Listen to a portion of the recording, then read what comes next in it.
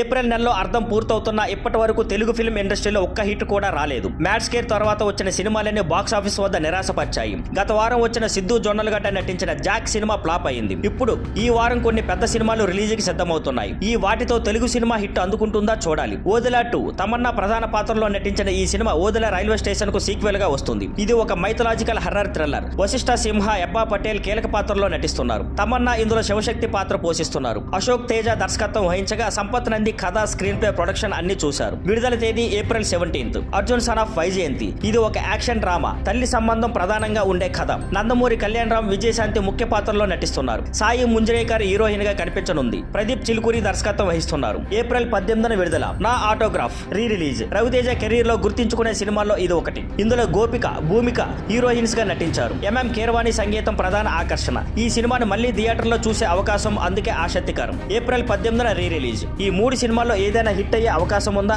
అన్నదే ఇప్పుడు ఇండస్ట్రీలో hot topic. Thank you for watching. Please like, share and subscribe.